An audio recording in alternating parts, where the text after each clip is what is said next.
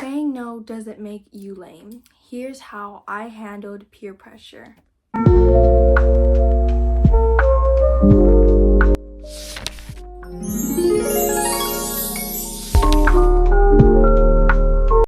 One, know your values first. If you know what's important and if you know what makes you who you are, and if you let anybody cross it, then you're not putting your values first. Know your values, because one day you're going to have a situation where someone is going to give you something that you could want, but it's going to take away your values and you're only going to be stuck with that one thing.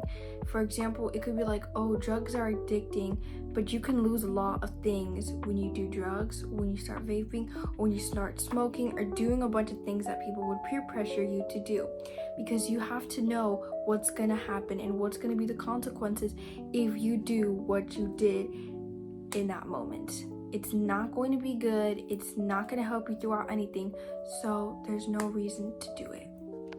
2, practice saying no calmly. If you are more familiar with saying no without sounding mean, people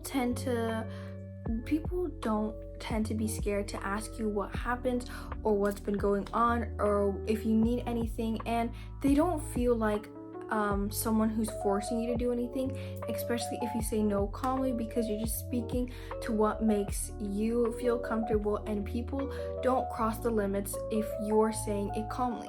If you're saying it more mean, people tend to be a little bit more pushier or a little bit more rude towards you as well. So practice saying no calmly, because of course people are going to feel more appreciated, and saying no calmly doesn't make you a bad person. It actually makes you saying no in a nice way.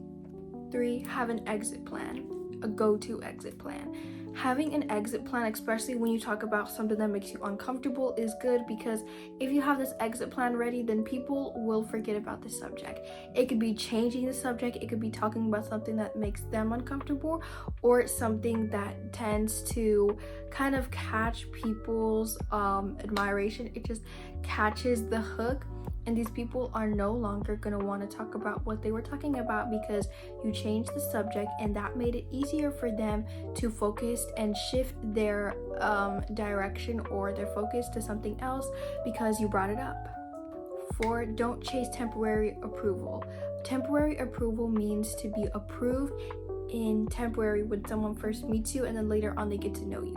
Let people know the real person that you actually are, because that's the person they want to hang out with. They don't want to hang out with someone that you're pretending to be. They want to hang out with the person that you're pretending to be, and you're not that person. You don't want to lie to them, and you don't want to give them false information. That can just make them think of you as a liar or someone who used to be nice when they met you, and then you're no longer the same person anymore. You could be quiet when someone first meets you and then loud. That's natural.